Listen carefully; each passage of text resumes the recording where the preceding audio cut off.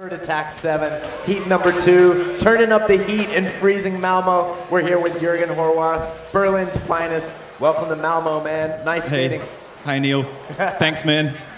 Talk about, man, you had some of the coolest tricks on the air trainer.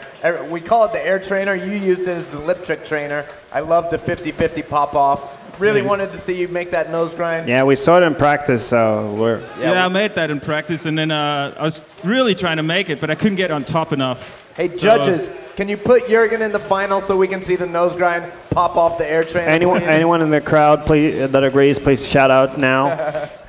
Yeah. No. So Jürgen, talk about this contest. You're from Berlin. You've got a great ramp, a great park down there. You got a cool vert scene there, but this vert scene here in Malmo is pretty much like no other. Yeah, I would describe it exactly the same. I mean, I've had a ramp for like 6 years or something. It's bigger than this. It's wider. It's like a contest ramp, but yet the scene hasn't really grown much. I mean, I've tried to like get these kids into it and get friends over to skate, and it seems really hard to get something like this going, where people actually get into it. It takes those years that Malmo is actually put into, as opposed to other skate park facilities that haven't put the same amount of just passion into it. I think the fact that it is rather small plays into it. Sometimes I know we've been craving, the guys skating here have been craving to build a bigger one, but I'm kind of glad we didn't. Because that keeps the scene growing, I think. Also, it's not.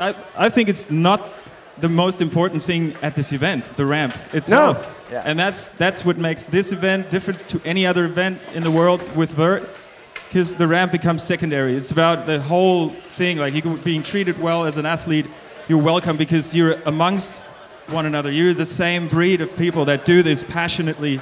And so are the people putting it up. Yeah. So that makes that welcoming feeling that you normally don't really get at big events or like Vert contests where it's a lot of prize money. You just do your job and that's it. And here you come and enjoy the passion that you actually been living for like more than 20 years, a lot of us. So. And the format of the contest is different, and the ramp. You've spent a lot of years traveling the world. You've skated all the X Games, all the Dew Tour, Maloof Money Cup, all the big events. And we were talking offline earlier just about how there you have to really practice a run. You got 10 walls or 30 seconds. And here, just jam format like that, you dropped into something different every single run. You're able to kind of freestyle and get really creative. And guys like you really stand out in a format like that. Thanks, yeah. But I think even for guys that are like they plan their run, this works. Because you could do the same run and just add 1 or 2 tricks every run. You could still like do really, really well and have a really good time. That's what also is not really happening at most other big events. Right. You're not really having a good time. Like I was skating really sketchy yesterday, today, I had the greatest time. So it doesn't matter, you know? It shows, it looks awesome. It's cool. Thanks. You got your buddy Renton over from Australia for Vert Attack finally. I know you guys travel together a lot. He comes over and stays with you in Europe all the time. It's good to have a little bit more international flair this year at Vert Attack. Oh yeah, for sure. That's another thing that just is amazing, that all these people can be here. They can be accommodated and taken care of in like, you know, that on a level that's really high. And I think that really stands out. And all the generations, people from 10 years old to people to like 50 something. Yeah. So that's like nowhere else you're gonna see that. Vert skating for 3 days straight. Where are you gonna see that? Just here. So yeah, it's pretty cool. Yeah. Anything else you want to talk about Berlin? How's the park and the ramp doing down in Berlin? Yeah, the ramp's still well. We maintain it and mop it all the time. The skate park hasn't really changed, which it's sad.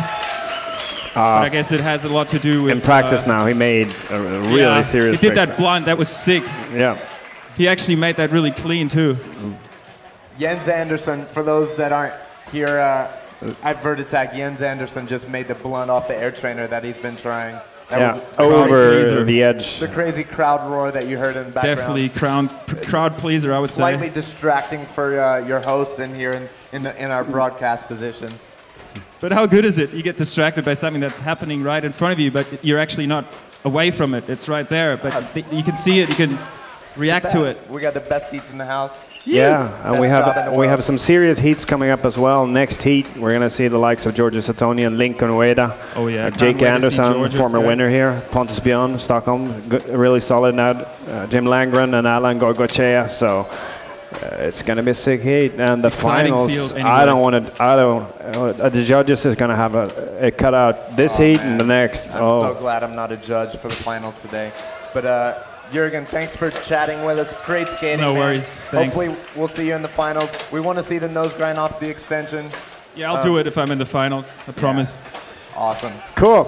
All right. Jürgen Horwarrth, Berlin's finest. Thanks. Great skating. Heat 2 in the Pro-Am.